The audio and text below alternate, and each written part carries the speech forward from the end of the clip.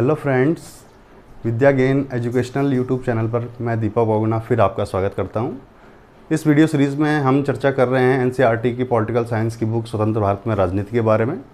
और आज हम इसके चौथे अध्याय भारत के विदेश संबंधों के अंतर्गत चौथा वीडियो आपके लिए लेकर आए हैं, जिसमें हम चर्चा करेंगे पाकिस्तान के साथ होने वाले कारगिल संघर्ष के बारे में, महत्वपूर्ण भारत की परमाणु नीति के बारे में और इस दौर के उपरांत विश्व राजनीति के बदलते हुए समीकरणों के द्वारा भारत की विदेश नीति में जो इस दौर के बाद परिवर्तन आए, उन परिवर्तनों के बारे में इस वीडियो में आपके साथ चर्चा करेंगे। अगर आप चैनल पर पहली बार आए हैं तो चैनल को सब्सक्राइब कर लीजिए, लाइक कर दीजिए, अपने फ्रेंड के साथ शेयर कर दीजिए और हमारे साथ जुड़कर अपनी पढ़ाई को इसी प्रकार से निरंतर जारी रखिए। तो आज के वीडियो में हम चर्चा करने वाले हैं पाकिस्तान के साथ जो हमारा कारगिल संघर्ष हुआ और परमाणु नीति के बारे में, और साथ ही विश्व राजनीति में बदलते हुए समीकरणों के बारे में। तो आज के इस कक्षा को शुरू करेंगे हम कारगिल संघर्ष के साथ। हम पिछले वीडियो में पढ़ चुके हैं कि पाकिस्तान के साथ हमारे संबंधों की शुरुआत युद्ध के साथ ही हुई। 1947 में ही आज़ादी के कुछ माह बाद ही पाकिस्तान ने कश्मीर पर हमला कर दिया। उसके बाद 1965 में हमें पाकिस्तान के साथ युद्ध का सामना करना पड़ा। उसके बाद 1971 में बांग्लादेश युद्ध हुआ। इसके उपरांत भारत और पाकिस्तान के संबंधों में एक अगला पड़ाव महत्वपूर्ण तब आता है जब वर्ष 1999 के शुरुआती महीनों में, अर्थात जनवरी फरवरी के आसपास, जिस समय शीत ऋतु होती है, उस दौरान भारत की जो नियंत्रण सीमा रेखा है, जो भारत के अधिकार क्षेत्र की नियंत्रण सीमा रेखा है, उस नियंत्रण सीमा रेखा के ठिकानों पर पाकिस्तान के मुजाहिदीनों ने अपना कब्ज़ा कर लिया। ये 1999 की बात है, साल 1999 की ये घटना है। मुजाहिदीनों ने उन नियंत्रण रेखा के ठिकानों पर कब्ज़ा कर लिया। उसमें जो खास ठिकाने हैं वह है द्रास, मास्को, काक्सर और बटालिक। अपने आप को ये मुजाहिदीन कहते थे। और जाहिर सी बात है कि भारतीय सीमा में प्रवेश जब इन मुजाहिदीनों ने किया तो ये पाकिस्तान की सैनिकों की मिलीभगत के बिना संभव नहीं था। जैसे ही भारतीय सेना को इसका एहसास हुआ, भारतीय सेना हरकत में आई और दोनों ही सेनाओं के बीच में, दोनों ही देशों के बीच में संघर्ष छिड़ गया। इस संघर्ष का दायरा कारगिल और उसके आसपास रहा, इसीलिए इस संघर्ष को हम कारगिल संघर्ष भी कहते हैं। दोनों ही देश की सेनाओं के बीच में तनाव हो गया, युद्ध होगा, और इस युद्ध का जो दायरा रहा वो कारगिल के आसपास ही रहा और ये युद्ध एक पूर्ण युद्ध में तब्दील नहीं हुआ। मई जून तक कारगिल का संघर्ष जारी रहा, अपने चरम पे था। और 26 जुलाई 1999 को भारत ने अपने अधिकतर ठिकानों पर अपना कब्जा वापस प्राप्त कर लिया। इस तरह इस कारगिल संघर्ष का अंत हुआ। हालांकि यह पूर्ण युद्ध नहीं हुआ, लेकिन इस लड़ाई ने, इस संघर्ष ने, इस तनातनी ने, इस तनाव ने पूरी विश्व बरादरी का ध्यान अपनी ओर आकर्षित किया। ध्यानाकर्षण का जो कारण था, वो कारण अब हमारे अगले शीर्षक में आने वाला है। उसकी चर्चा हम भारत की परमाणु नीति के अंतर्गत करेंगे। वह महत्वपूर्ण कारण है दोनों ही देशों का, भारत अथवा पाकिस्तान, दोनों ही देशों का, जिन देशों के बीच में एशिया के दक्षिण भाग में यह संघर्ष हुआ, वो दोनों ही देश परमाणु शक्ति से संपन्न देश थे, भारत और पाकिस्तान। तो इसलिए दुनिया का ध्यान इस संघर्ष ने अपनी ओर आकर्षित किया, क्योंकि कोई भी संघर्ष अगर समय पर नियंत्रित ना हो तो फिर विस्फोट में बदलने में देर नहीं लगती है, खासकर जब दोनों ही देश परमाणु शक्ति से संपन्न देश हों। तो इस दौर में जो सबसे महत्वपूर्ण घटना है वो यही है कि 1999 में कारगिल के क्षेत्र में पाकिस्तान के साथ हमारा सैन्य संघर्ष हुआ। इसको कारगिल संघर्ष कहते हैं। और उससे पहले ही 1998 में भारत तथा पाकिस्तान दोनों ही देशों ने परमाणु शक्ति को प्राप्त कर लिया था, परमाणु परीक्षण कर लिया था। अर्थात वह अपने सैन्य उद्देश्यों के लिए परमाणु शक्ति का प्रयोग करने में हम कह सकते हैं कि उन्होंने सक्षम हो गए थे। यह क्षमता उन्होंने प्राप्त कर ली थी। पाकिस्तान में कारगिल की लड़ाई के बाद वहाँ की राजनीति में बहुत बदलाव आया। बदलाव ये आया, कहा यह गया कि कारगिल संघर्ष के दौरान पाकिस्तान की सेना और उनके सेनाध्यक्ष के द्वारा वहाँ के प्रधानमंत्री को अंधेरे में रखा गया। इस युद्ध में हार के बाद, कारगिल के संघर्ष के बाद पाकिस्तान की आंतरिक सत्ता में बड़ा बदलाव आया और तत्कालीन सेनाध्यक्ष जनरल परवेज़ मुशर्रफ के नेतृत्व में पाकिस्तान की सेना ने वहाँ की सत्ता पर अपना नियंत्रण स्थापित कर लिया। तो कारगिल संघर्ष के बाद हम चर्चा करेंगे भारत की परमाणु नीति के बारे में। परमाणु नीति, भारत की एटॉमिक पॉलिसी। परमाणु शक्ति का पहला प्रयोग के रूप में हमें ध्यान होगा कि जापान के 2 शहरों हिरोशिमा और नागासाकी पर अमेरिका ने परमाणु शक्ति का प्रयोग किया और दुनिया को परमाणु बम की विभीषिका से परिचित कराया। परमाणु शक्ति से कितनी क्षति पहुंचाई जा सकती है और कितनी विस्फोटक इसकी प्रवृत्ति है, इसका अंदाज़ा हमें लग गया। उसके बाद दुनिया में शीत युद्ध आरंभ हुआ 2 महाशक्तियों के बीच में, और शीत युद्ध के साथ साथ परमाणु शक्ति को प्राप्त करने की भी दुनिया में होड़ मच गई। हमारे पड़ोसी देश चीन ने अक्टूबर 1964 में परमाणु शक्ति को प्राप्त कर लिया, परमाणु परीक्षण कर लिया। उसके बाद अपनी राष्ट्रीय सुरक्षा की दृष्टि से भारत के लिए भी परमाणु परीक्षण करना जरूरी हो गया, परमाणु शक्ति को प्राप्त करना जरूरी हो गया।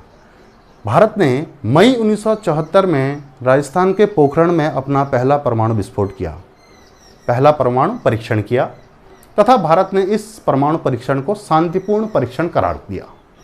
भारत ने यह बताया कि हमारा जो परीक्षण है ये एक शांतिपूर्ण परीक्षण है, इसका जो उद्देश्य है वो शांतिपूर्ण उद्देश्यों के लिए परमाणु ऊर्जा के उपयोग से संबंधित है, ऐसा भारत ने परमाणु विस्फोट के उपरांत कहा। लेकिन इस परमाणु कार्यक्रम की जो शुरुआत भारत में हुई है वह 1974 में जब हमने अपना पहला विस्फोट किया, उससे कई साल पहले भारत की आज़ादी के दशक 1940 के दशक के अंतिम सालों में डॉक्टर होमी जहांगीर भाभा, जो भारत के परमाणु कार्यक्रम के जनक कहे जाते हैं, उनकी निर्देशन में, उनकी देखरेख में भारत में परमाणु कार्यक्रम की शुरुआत हुई। प्रधानमंत्री नेहरू उस दौर में तरक्की, उन्नति और खुशहाली के लिए विज्ञान तथा प्रौद्योगिकी पर उनका अटूट विश्वास था और औद्योगिकरण का एक महत्वपूर्ण घटक भारत का परमाणु कार्यक्रम भी था।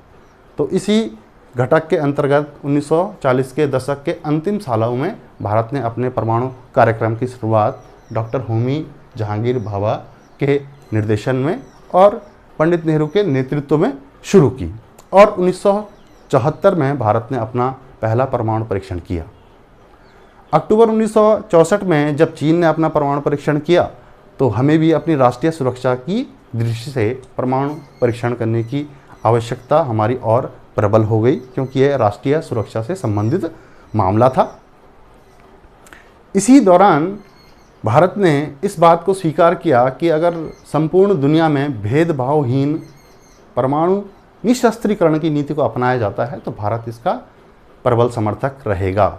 लेकिन परमाणु निशस्त्रीकरण जो होना चाहिए वह होना चाहिए भेदभावहीन, उसमेम भेदभाव नहीं होना चाहिए। इस प्रकार के परमाणु निशस्त्रीकरण का भारत ने समर्थन किया।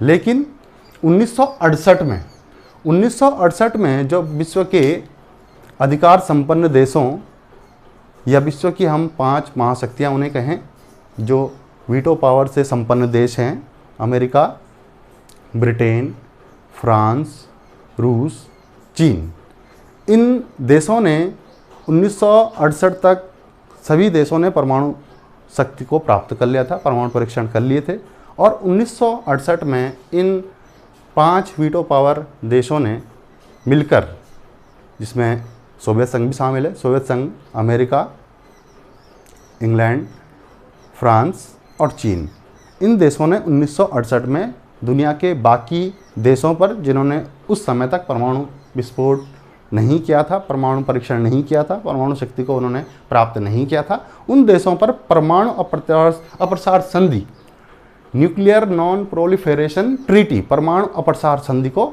थोपना चाहा। भारत ने इसका कड़ा विरोध किया और इस संधि पर हस्ताक्षर करने से इनकार कर दिया और उसके उपरांत भारत ने 1974 में अपना पहला परमाणु विस्फोट किया। मई 1974 में, उस समय भारत की प्रधानमंत्री श्रीमती इंदिरा गांधी थी, उनके कार्यकाल में मई 1974 में राजस्थान के पोखरण में भारत ने अपना पहला परमाणु परीक्षण किया और इस परमाणु परीक्षण को शांतिपूर्ण परीक्षण करार दिया। घरेलू राजनीति की लिहाज से अगर बात कर लिया जाए तो वह दौर एक कठिन दौर था। कठिन दौर क्यों था? घरेलू राजनीति के लिहाज से इसकी विस्तृत विवेचना तो अगले अध्याय में होगी, 6वें अध्याय में होगी, जब भारत में लोकतांत्रिक व्यवस्था के संकट के बारे में हम चर्चा करेंगे। लेकिन उसकी पृष्ठभूमि में थोड़ा प्रकाश डालने का हम प्रयास करते हैं कि 1973 में अरब और इजराइल के बीच में, अरब देशों और इजराइल के बीच में एक युद्ध हुआ था। अरब और इजराइल युद्ध के कारण उस दौर में अरब देशों ने तेल की कीमतों में भारी वृद्धि कर दी। तेल की कीमतों में भारी वृद्धि से पूरी दुनिया में हाहाकार मचा और उसका प्रभाव भारत पर भी पड़ा। भारत में मुद्रास्फीति बढ़ गई, महंगाई बढ़ गई और अनेक राज्यों में सरकार के खिलाफ जन आंदोलनों का उस समय दौर शुरू हुआ। 1974 में ही भारत में पहली रेल हड़ताल हुई, राष्ट्रव्यापी रेल हड़ताल हुई और न्यायपालिका से भी इस दौर में सरकार का संघर्ष बढ़ चला था। तो कुल मिलाकर घरेलू राजनीति के लिहाज से 1974 के परमाणु परीक्षण का दौर एक कठिन दौर कहा जा सकता है। लेकिन इस कठिन दौर में भी भारत ने अपना परमाणु परीक्षण किया और इस परमाणु परीक्षण को शांतिपूर्ण परीक्षण करार दिया। इसके उपरांत 1995 में विश्व के इन्हीं शक्ति संपन्न देशों ने जब परमाणु अप्रसार संधि को अनिश्चित काल तक थोपने का प्रयास किया और व्यापक परमाणु परीक्षण प्रतिबंध संधि को हस्ताक्षरित करने के लिए प्रस्तावित किया, तो भारत ने इसका कड़ा विरोध किया और इस संधि पर भी हस्ताक्षर करने से इनकार कर दिया। तो व्यापक परमाणु परीक्षण प्रतिबंध संधि 1995, इसको CTBT भी कह सकते हैं, कॉम्प्रिहेंसिव टेस्ट बैन ट्रीटी, व्यापक परमाणु परीक्षण प्रतिबंध संधि के द्वारा परमाणु अप्रसार संधि को अनिश्चित काल तक थोपने का अन्य देशों पर, शक्ति संपन्न देशों के द्वारा प्रयास किया गया। भारत ने इसका कड़ा विरोध किया और इस संधि पर हस्ताक्षर करने से इनकार कर दिया। भारत के परमाणु कार्यक्रम में अगला और महत्वपूर्ण दौर तब आया जब मई 1998 में हमने अपना दूसरा परमाणु परीक्षण किया। मई 1998 में पोखरण राजस्थान में हमने दूसरा परमाणु परीक्षण किया और इस परमाणु परीक्षण के उपरांत हमने वह क्षमता प्राप्त कर ली कि हम परमाणु शक्ति का उपयोग अपने सैन्य उद्देश्यों के लिए कर सकें।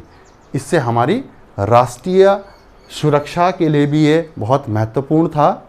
इसलिए महत्वपूर्ण था कि हमारे परमाणु परीक्षण करने के उपरांत ही कुछ माह बाद ही 1998 में ही हमारे पड़ोसी देश पाकिस्तान ने भी चगाई पढ़ाई पर अपने परमाणु परीक्षण किए और वह भी अपने परमाणु शक्ति का सैन्य उद्देश्यों के लिए इस्तेमाल में सक्षम देशों की सूची में शामिल हो गया।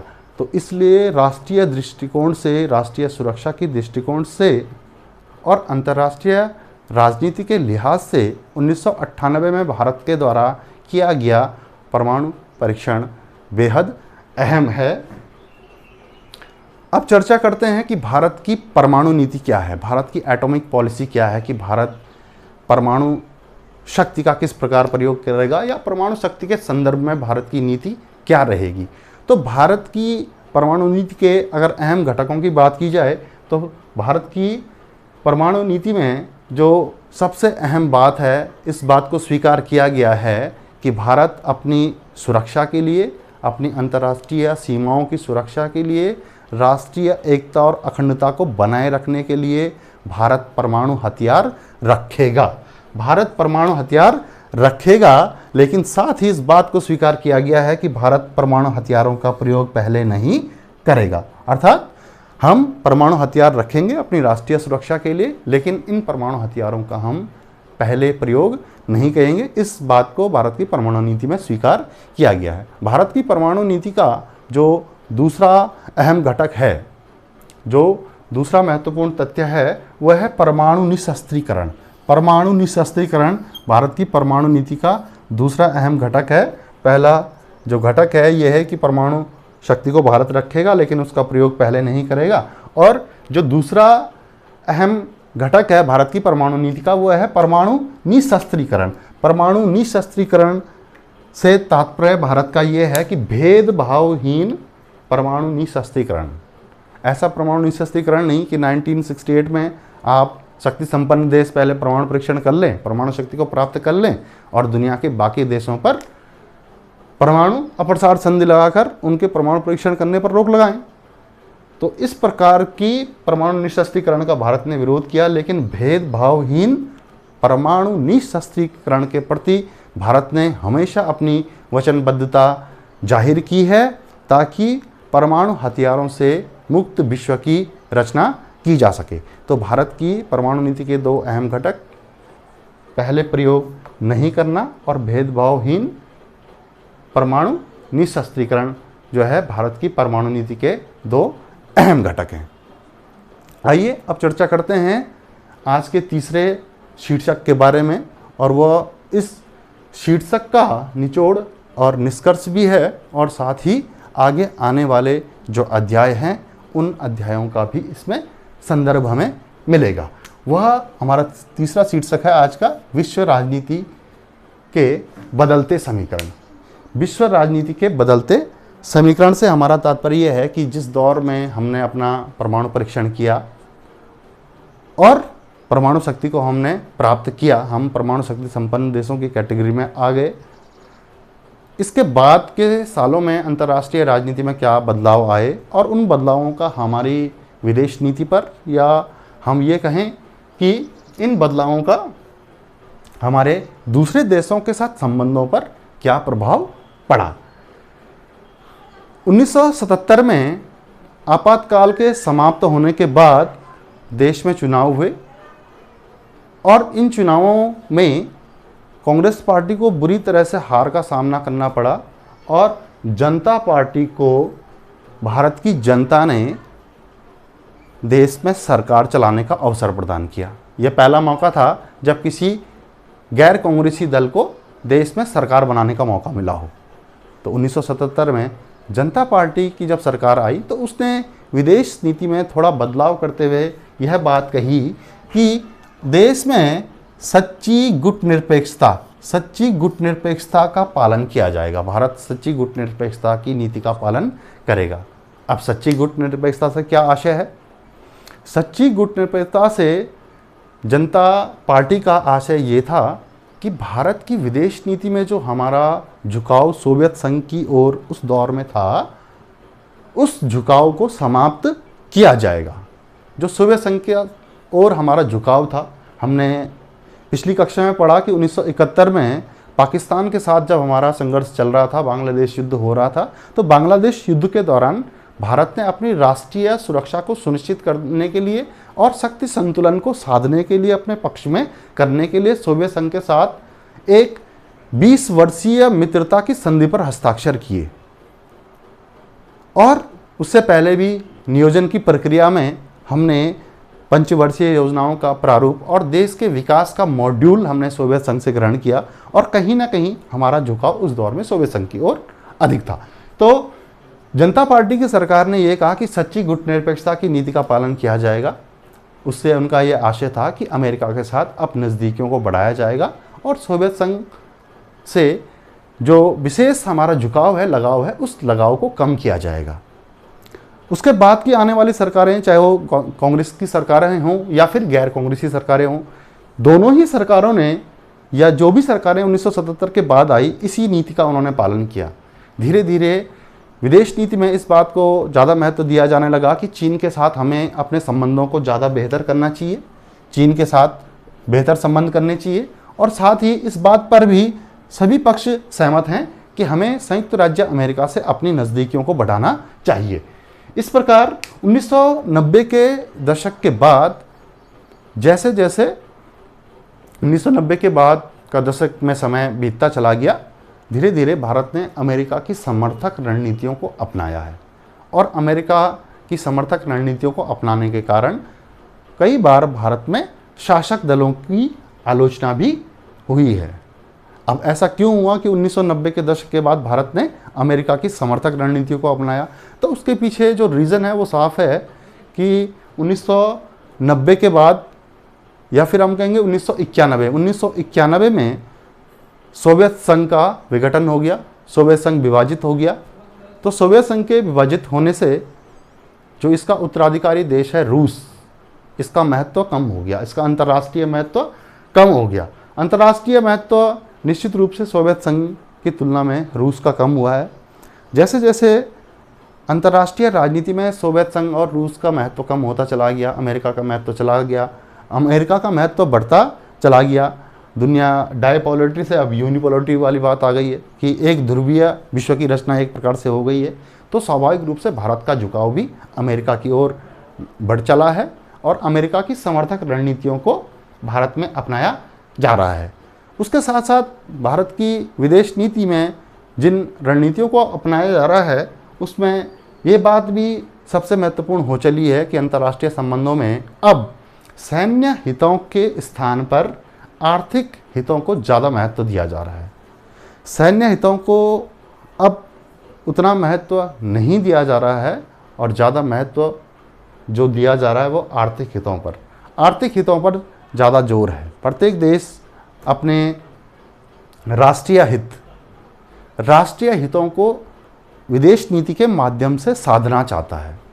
चाहे वो कोई भी देश हो दुनिया का, वह विदेश नीति के माध्यम से, उसकी विदेश नीति का लक्ष्य ही यही होता है कि राष्ट्रीय हितों की पूर्ति की जा सके, राष्ट्रीय हितों के अनुसार ही वह अपने विदेश नीति निर्धारित करता है। तो अब अंतर्राष्ट्रीय संबंधों का जो रुझान है, जो महत्व है, वह सैन्य हितों के स्थान पर मौजूदा अंतर्राष्ट्रीय परिवेश में आर्थिक हितों को ज़्यादा महत्व दिया जा रहा है और आर्थिक हितों को ज़्यादा महत्व दिए जाने का ही हम परिणाम देखते हैं कि चीन के साथ धीरे धीरे हमारे आर्थिक संबंध स्थापित हो रहे हैं, मजबूत हो रहे हैं, व्यापारिक संबंध उनके साथ मजबूत हो रहे हैं। और वर्तमान समय की अगर बात कर ली जाए तो अब अमेरिकी समर्थक रणनीतियों को अपनाने पर सभी पक्षों में एक प्रकार से स्वीकृति सी बन गई है, क्योंकि दुनिया में सोवियत संघ का विघटन होने के बाद अब एक ही महाशक्ति शेष है और वह महाशक्ति है संयुक्त राज्य अमेरिका। तो इस प्रकार इस अध्याय में हमने भारत के विदेश संबंधों के बारे में अध्ययन किया।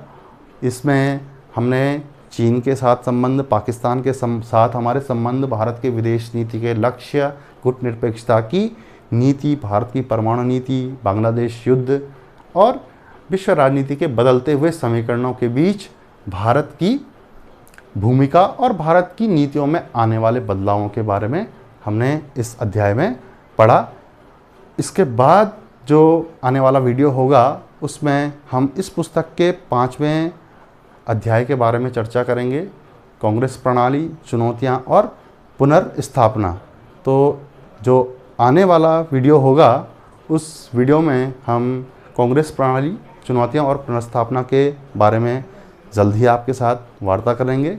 तो अगर आप चैनल पर पहली बार आए हैं, चैनल को सब्सक्राइब कर दीजिए, लाइक कर दीजिए, अपने फ्रेंड के साथ शेयर कर दीजिए। इसी प्रकार के एजुकेशनल वीडियोस के लिए आप हमारे चैनल के साथ जुड़े रहिए। वीडियो देखने के लिए धन्यवाद।